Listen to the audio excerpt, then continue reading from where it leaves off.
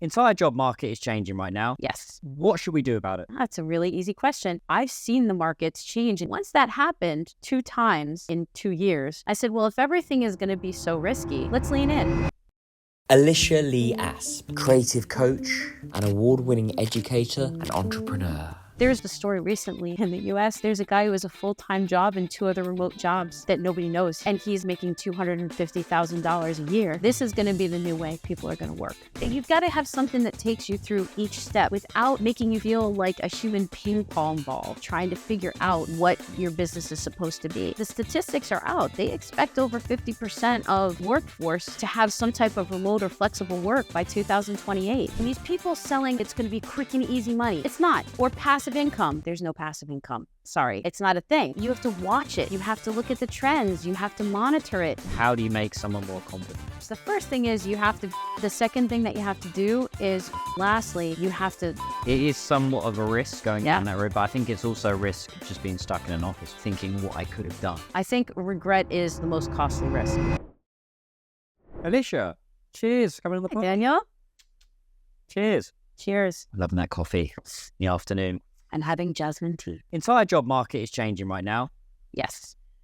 For the better or worse, we don't know. What should we do about it? That's a really easy question. Well, what I've seen most people right now who are struggling with this, the most important things is, number one, find what you really, really love to do, because you're going to have to stay motivated because things are tougher. The second thing is revenue streams. You're going to need to have multiple revenue streams, and investors have known this forever. They never just invest in one stock or even in one kind of asset. They do multiple. But for some reason, we've been raised with this notion that we should take one job for our whole life, invest all of our time and energy into it, and that it will pay back. And now we're seeing it doesn't work. And so the young people are also looking at it. They see their parents and their grandparents, and they see that now everything that they've worked for is kind of fading away, and so they're unmotivated. So I think having a passion and a purpose gives you what you need to get started, and then making sure you have different revenue streams from that is going to help you to navigate all of those twists and turns, because I think it's going to be rocky for a while. So what should be the response? I think the response from people shouldn't be panic, right? We'll use Hitchhiker's Guide to the Galaxy, right? Don't panic. Instead, it's going to be creative solutions, right? People are going to be using AI, but they're going to be using it for creative reasons.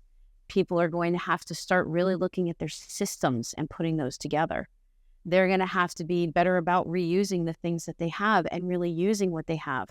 We have really been a wasteful society in a lot of ways, and hopefully this will help us to change.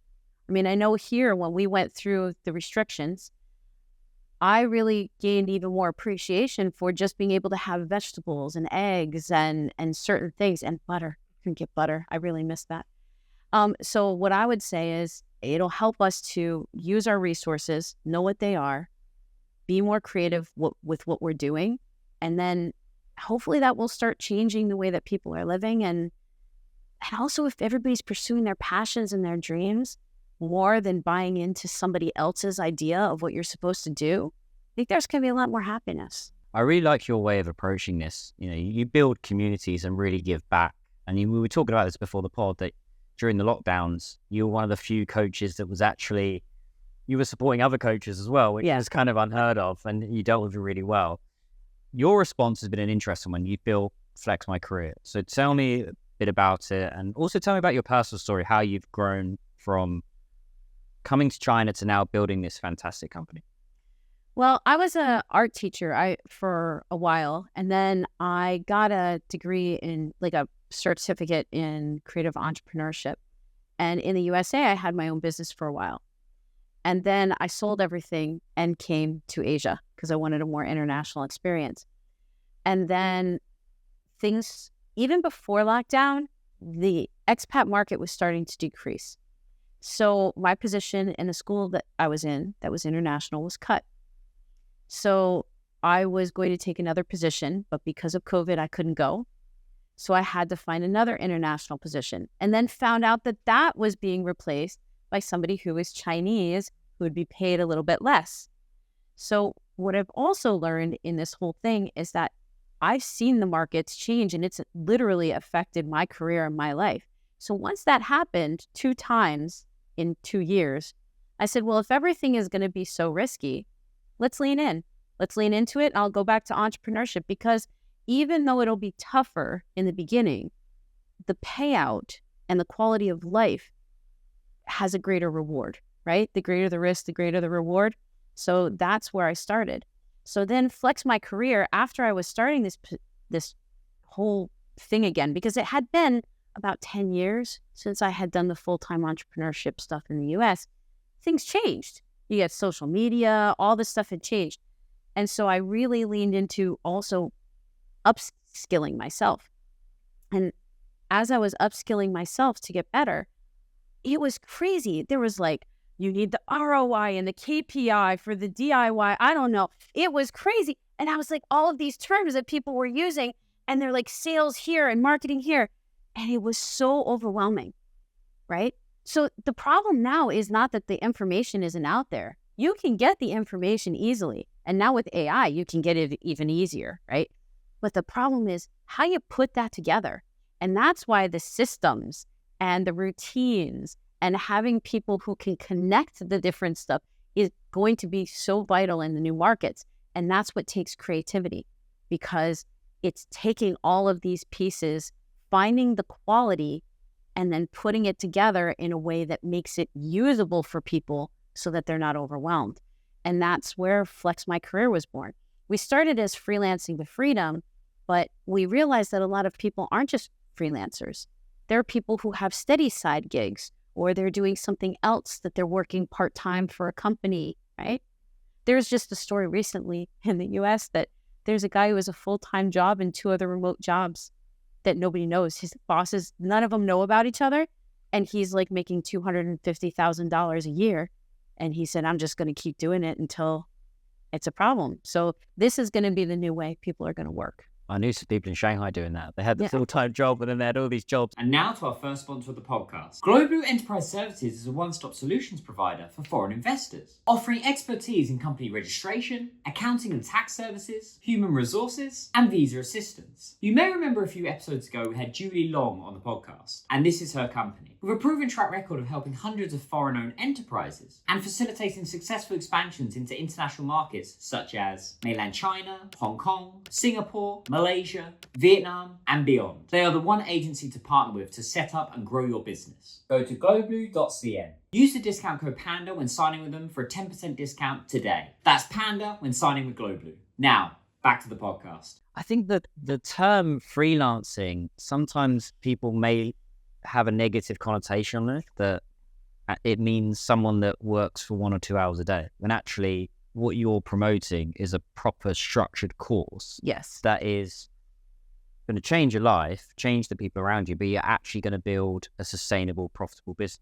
Yeah, you gotta have something that takes you from zero to hero, right? You gotta have something that takes you through each step without making you feel like a human ping pong ball trying to figure out what your business is supposed to be.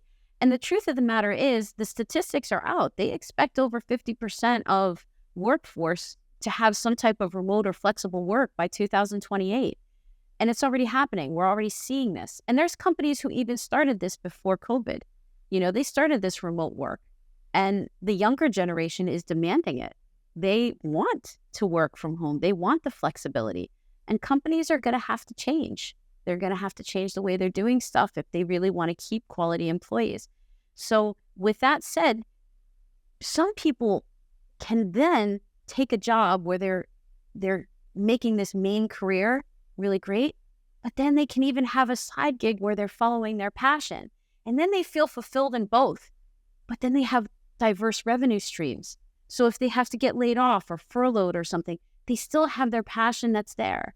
And that's the future. And I think if companies don't respect and understand that people are going to need multiple revenue streams, it's going to be a problem. Because at this point, you as a company, I think you either have to make a promise, because it's a relationship. You either need to say, okay, we're married. I'm going to give you what you need. I'm not going to abandon you. And then, okay, you can put all your time and energy into that company. But companies can't do that anymore. We found that because of COVID. So now what you have to do is say, okay, we want to make you as happy as you can working for us. And maybe we understand that you're going to have other revenue streams and things, but that's going to help to make you more skilled, because the skills you get in those freelance things or flexible gigs, you're going to bring that knowledge back, maybe even some business contacts. I think the way that we're approaching business is going to have to radically, creatively change. I really love that. And there's a lot of nonsense out there right now. There's a lot of scams on my YouTube every day. I get these, and it seems to be investors, Singaporeans, Malaysians, Brits, and Americans that are selling me how to get rich quick. Yes. That's the one issue, getting rich quick, which we haven't changed for, in hundreds of years. What I really like about your course, which maybe you can talk a little bit more about, is the actual structure and accountability. So you do this and then you get this, right? So can you go a little bit into how you actually structure it and keep these people on track? Because with any program, there's always a risk that they're going to wean off. So how do you do that? True. Actually, if you look at the statistics, it's usually about 90% of people do not complete the courses they pay for. That's the going statistic that's online. So it's a little crazy. What we're trying to do is get people in more of a community. The true sense of what a mastermind is, people have really misused that term, right? A mastermind is supposed to be people coming together into a room and then their minds combine together to make a mastermind. It's not supposed to be somebody who's a guru just sharing all of their knowledge to everybody else. That's not exactly what it is. So what we do is we have knowledge that we help people with. We take them through each step of building a business. And it took us a while to come up with this because everybody has different processes, but we looked at what is the most logical way to do this for your business, then this, to build it logically instead of ping-ponging around. And then what we do for accountability is we have the community, we have the group, we have some live sessions weekly, and then we have a little bit of hot seat and one-on-one coaching, because then we can differentiate and make it unique for the people that we want to work with, because everybody's a little different. When you're doing this flexible careers, you have people who are all over the map. We've had people who are software designers, voice artists, organizational coaches, writing SAT coaches. We've had all kinds of different people, and we want to be able to give them the easiest route that is the least overwhelming to get from their idea to launching their business and making money. That's the goal. I think it's great because I'm sick of all this kind of nonsense out there. I'm seeing all these people essentially scamming each other and saying, look, I've done this. If you were to ask most of those coaches, well, have you made $1 million? No. Well, yes, I have. Well, show me, right? But you can actually show, I've done this for other people. You've got the case studies, you've got everything to show. I was on one of your sessions the other night, and I just found that it's key. It's the community, right? Yes. That's where it breeds, and I think it's going to be very successful. And the practicality, because a lot of the people who are taking our course now, they've actually told me, I've already paid for a business coach, I've done this, and they got a lot of insight, but they didn't practically get it to make it happen. So you get into this system now with a lot of coaches that are offering you a lot of knowledge, but they're not making it practical and they're not getting you to do it. And that puts you into what we call analysis paralysis. It's a thing. And I've been through it. I've been through this, right? Where you don't learn what you need to actually make it happen, but you know you have to do it. And then you get stuck, and it's almost more frustrating because you know what you have to do, but you don't really know the systems you need to put in place to make it happen. And then you get stuck. And then that's why I think a lot of people give up. And that's why less than 5% of entrepreneurs and people will actually follow through and finish their businesses. It's a pretty high statistic. And it takes time.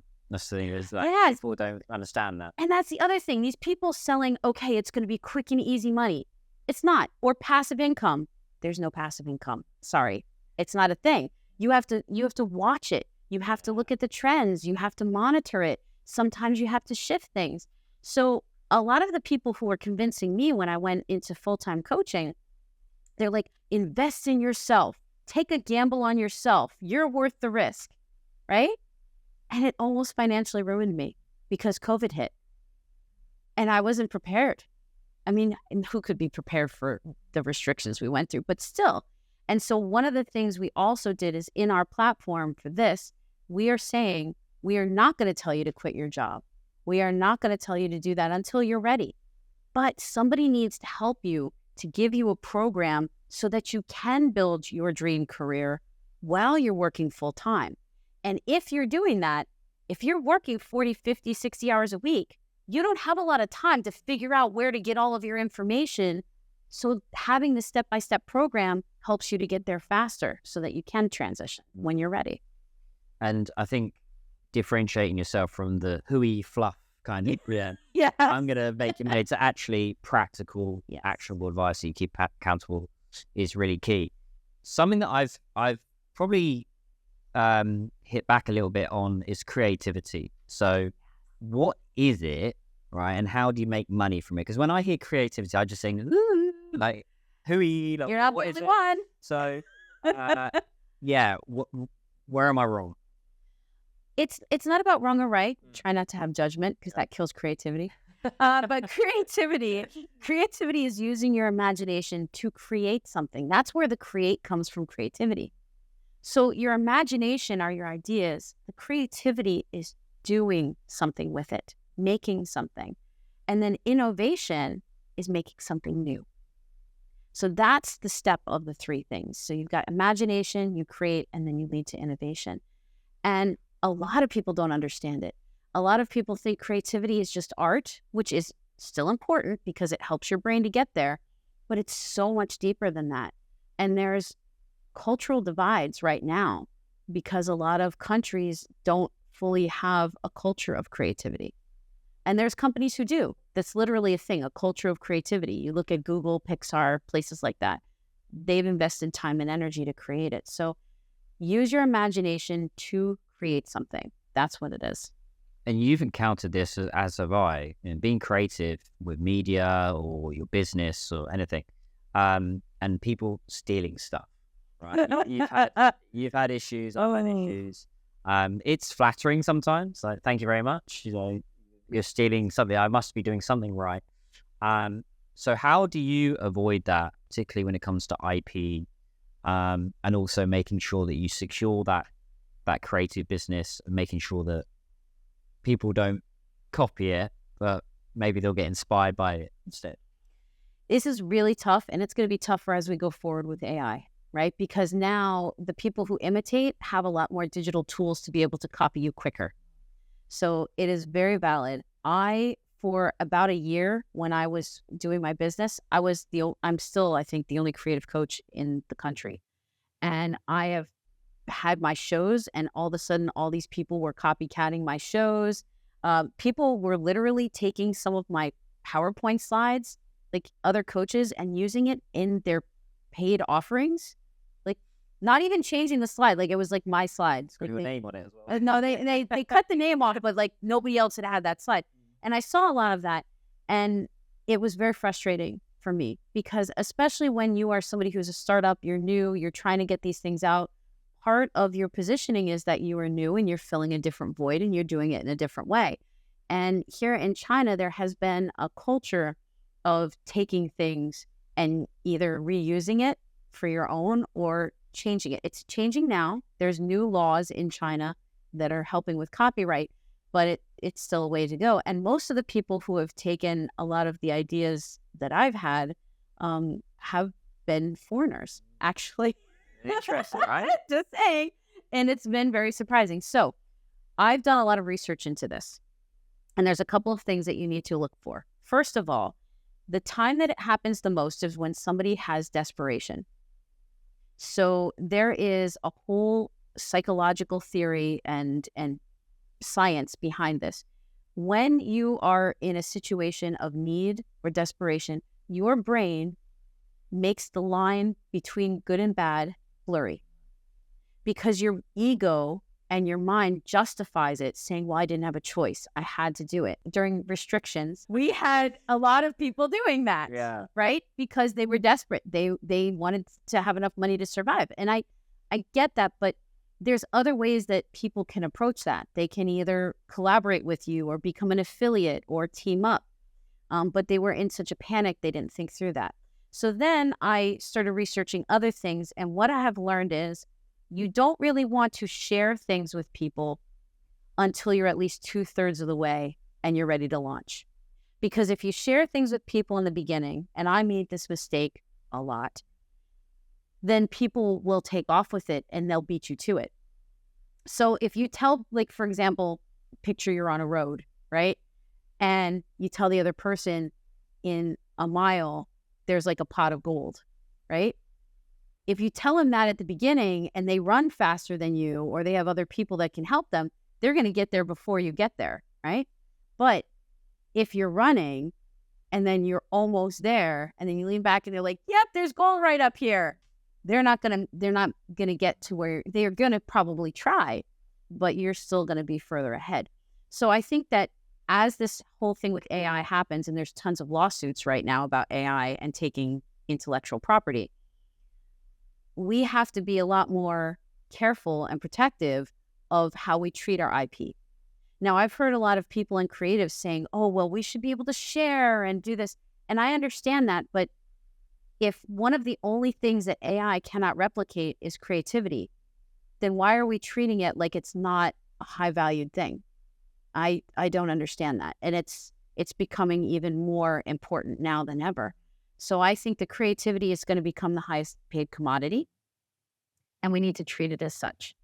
And I'm hoping that people will start to act with more respect and that people will have better protections, whether it's NFTs or contracts or, whatever they have to do. I think we'll see on that, because I think most people, if they know there's an idea and it's good, then they're more than willing to take the risk, I think. But your point on giving up or presenting your idea to someone, I don't think they'll ever be able to do it as well as you can. So it doesn't matter if they take it early. I like the pot of gold analogy, but later on, like this Flex My Career, no one's going to be able to do it as well as you, because you've put in the work. I've seen the data. So I don't think anybody is going to be able to execute it as well as you can. It's a bit like this podcast. I've noticed all of a sudden everyone's doing a podcast in Shanghai now. That's true. It's like, yeah, you can do it, but you'll never beat me when it comes to hard work and actually executing. And that's true. They're doing it every week. But one of the things that goes with that also is that you have to make sure that what you're offering is unique and you've picked your lane. I remember hearing Oprah talk about this. You pick your lane and you kind of stick in it. And when I started out as a coach, I wasn't good at that, because I was in wellness, I was in creativity, I was in all this. And after so many people were doing it, I finally said, you know what? I'm going to pick my lane. I'm going definitely with creativity. I'm going to focus on that, because that way, if anybody tries to jump in the lane, it's going to be pretty obvious to everybody else, right? So I would say part of this is we need to get to the point where everybody's living their passion and finding their unique voice and really having that personal branding where they're unique enough. And then you're right, then nobody can take your IP very easily. Some people are still going to try and they're going to compete, but there is market competition, right? And I've even had people who said to me, well, if they take your idea, then you can just make another one. And I'm like, that's like you're a baker and you make bread and somebody takes your bread and you can just make another one. At some point, you get tired and hungry because everybody's taking it. All about the work I put in. Exactly. So I think there's a balance there. I think you're right that they can't fully do that or compete. But the other thing that scares me in this market is with AI and all of these people, like, let's be honest, you mentioned it a couple of times with coaching. There's one of my friends, I'm trying to remember who said it seems like you could throw a rock in any direction and hit a coach in Shanghai. Right? So the thing is whether and how many of those are actually good, right? But see, here's the thing. The thing that I worry about sometimes, for example, is here in this city and in China, coaching is newer. Well, if you have coaches who aren't professional and who aren't achieving the outcomes, then the whole idea of coaching within the culture starts to get a bad rep and a bad name. And then the good coaches here have to combat that in the marketplace. So yes, you are unique, but people can still hurt what you're doing if they try to take what you're doing and they do it wrong, because then it can actually hurt the whole idea. Take, for example, even creativity. Creativity has been made into this starving artist thing, right? And look at how that has hurt creatives. We are now finally, creativity is starting to get the attention and the respect that it deserves. But it's taken hundreds of years for it to be respected the way that it really needs to be valued in our society. And I think it's going to become even more valuable because of AI and because of what's coming in. It's something I've really learned from you, and it's a hidden superpower that not a lot of people have, is spotting the bad apples, right? Spotting the good partners. And in China especially, you really need that. And that's something I'm very grateful for with you, because you've really shown me the light with a lot of, do something with them, don't do something with them. And I think that's really, really key. So where does that come from with you? I mean, obviously there's intuition, there's having a gut feeling, but I've made so many mistakes. That's where it comes from. I mean, I'm always very open and honest. So I'll be the first to say I have had a lifetime of giving people the benefit of the doubt. And sometimes when you give so many benefits of the doubt, you end up not having any benefits for yourself. So I have learned the hard way that you have to be a lot more choosy and picky and strategic. Even today, I had a gentleman who I've never met who asked if we could have a virtual coffee on LinkedIn. And I said very politely, I'm in the middle of several launches. I don't really know enough about your business. If you want coaching, I charge for that. But if you have something that you would like to pitch or collaborate on, then we can talk. So it's also respecting and valuing my time. I'm not just going to sit with somebody who wants free advice or something like that. And I know that there's a lot of people who I don't believe in bad and good, but I know that there's a lot of people who aren't also very good at partnering.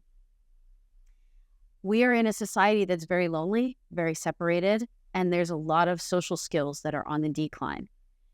And full partnerships are really hard for people these days.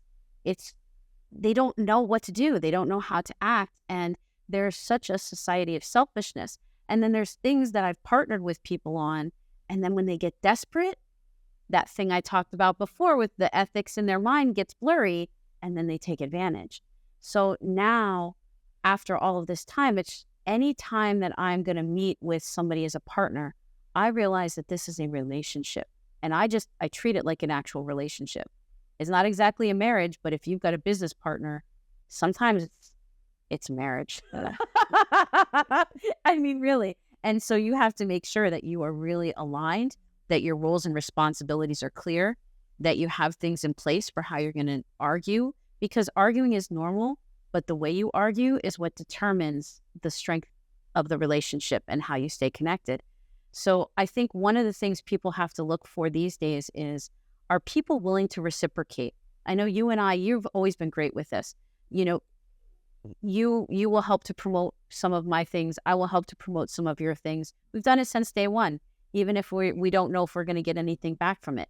You want to do some of that because good people are going to be kind and generous, but you got to have a boundary. And this is where a lot of people have a problem, because if you don't have a clear boundary of what you will and won't accept, you will give, and then you won't have the reciprocity and you'll end up depleted. And I think a lot of entrepreneurs are getting very burned out because of this. It's a pattern. Yeah, I mean, with you, we've done each stuff for over a year now, so there wouldn't need to be any due diligence with you. It would be clear. I've seen what you've done, the hard work you've put in, the free stuff that you've done, the webinars, the actual community building. So, and I think if someone, so I know what to look for, but if someone's approaching you, what would be the best way to approach you? If they're coming to you and saying, hey, Alysia, right, I want to work with you. What do I instead of just saying, hey, let's have a virtual coffee, what would be the best approach? Ask me about who I am, what I'm doing, and what I need. So when I'm networking, that's one of the things I say. I introduce, I ask them what they do. I ask a couple of questions about why they do it. And then I say, so what are you looking for? Like, what do you want to connect for? And most people are surprised at that because I ask it pretty early on. But that gives me a good indication. And if there's a need that I can't fulfill, I usually know somebody else who can, and then I'll connect them. And then you can become a connector. So I think part of it is don't go into something looking to get something right away. Because if you do, then people who are intelligent enough, we can smell it. You know, don't just ask me for coffee because you want to trade information when you haven't gotten to the point that I've gotten. I kind of know that you're not going to give that. So that's what you look for. Look for somebody who cares about you, and do the same to other people. Because what's the number one thing that people like to talk about? Themselves. We're all that way, right? You're one of the few that when you go into a conversation, you're not, this is who I am and this is what I do. You're actually coming in with, okay, how can I help you? And I think it's so rare nowadays, and it's the easiest thing that someone can do when they're having a conversation with someone. It's like, tell me about you, right? Because we all want to just talk about ourselves, which is great. Big issue I'm sure you've had with every single client is confidence. Right? Make me more confident. Yes. Right? How do you make someone more confident? Well, what's really interesting is I'm about to launch a platform and a program for that.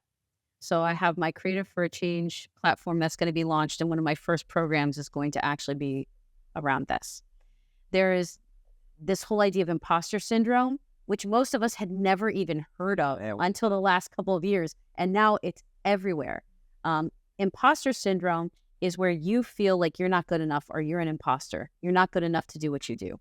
A lot of coaches have this, freelancers have this, but almost every business person I've ever met has said that they've had this at some point, because the whole world is set up to make you feel like you're not good enough. Think about it. Everybody on TV or whatever is trying to sell you something and saying, you're not good enough, but if you get this, you'll be better. So we are surrounded with these not enough messages.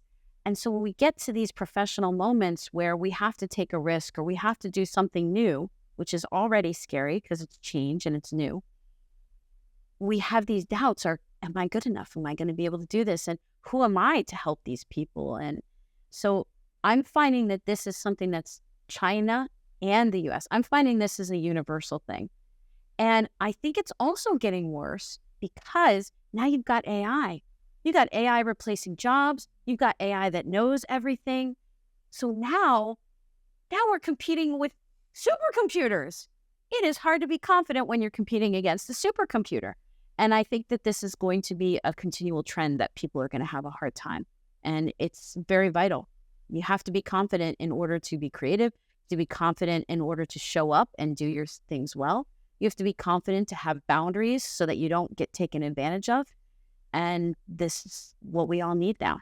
So without giving away your key teaching, if someone comes to you and they're really nervous and really they want to improve their confidence, what's the kind of key takeaway? Do you throw them in at the deep end and say, right, just stare at a stranger? No. What kind of methods can you share? Maybe one key tip an easy thing that they can do today in order to just improve their confidence going forward? Well, I can give the main steps. The first thing is you have to be self-aware. You have to figure out who you are and who you want to be. Because once you have that, you can show up confidently as that. But if you don't really figure that out, it's hard for you to show up, right? The second thing that you have to do is you have to figure out what obstacles are holding you back. And these are usually fears, limiting beliefs, thoughts like that. And then lastly, you have to have the strategies and the systems and the habits in place to keep that confidence up. I know that a lot of people know this, but if you go like this, the Superman, do you know this? Do the Superman pose. Okay. Good posture. I mean, not like you're so cool, but like, Superman posture. And you do this, and if you hold this, you feel better, don't you? You actually feel more confident. Right? You actually feel more confident. It's a neuroscience thing. Like there are certain positions, just like if you smile for a certain amount of time, you release the happy chemicals. This actually releases some of the confidence. So this is something you can do right now. That's a quick fix. Should have done this for the whole pod. Really. The only thing is, though, body language wise, because I do a lot of Oh yeah, it would be a bit non-communication. odd. Yeah, people feel like you know, Is it a power thing? it is a power. So you want to do this a little bit, but then like before you give a talk, you do this for 1 or 2 minutes behind the scenes, and then you go out on stage and you do your thing, and then you're better. So that's a very quick and easy way, but it's a quick fix. The problem is a lot of the coaching and a lot of the programs I see are doing good quick fixes like this, but the problem is deeper. The problem is usually fears or things that are underneath that are keeping them back. So you can teach somebody how to be confident, but if they've got something underneath that's sabotaging it, it's going to keep going wrong. It's just like if you have somebody who's trying their best to lose weight, but underneath it all, they've got a thyroid disorder, it ain't going to happen. But if you don't take the time to figure that out, they're going to get more and more frustrated because they can't achieve their goals. So a lot of the work that I'm doing, all the work I'm doing is deep. I mean, even the business work with Flex My Career, you have to get down there into the passions. You have to get down there into the bravery, and you have to be confident to be an entrepreneur. It is somewhat of a risk, you know, going down that road, but I think it's also a risk just being stuck in an office. I think that would be a risk to churn away your life, like thinking what I could have done. Yeah. So I think that's a really great point. But I think regret is the most costly risk. yeah, although it's already done, so there's nothing we can do, right? Unless you invent that time machine and then we're rich. Yeah. So Yeah. Alysia, where can people find you if they want to get in touch with you? If you're in the West, I think probably LinkedIn is the best way. I think I'm the only Alysia Lee Asp in the world. So if you Google me or whatever, you can find me. For the people who are here in China, I think the WeChat is best. Yeah. Just Alysia Lee Asp, one word, is the easiest way to get a hold of me. And send a message to me. And if I don't get back to you right away, then just send another one and I'll get right back to you because I get a lot of messages, but I'm working on that. Lovely. Thank you so much. Thank you so Thank much. you. I've learned so much. I'm going to be pulling my shoulders back more when I'm working. Be confident. Be confident. Be confident and follow your dreams and your passions. Life is too short. Like, subscribe. See you next time, guys.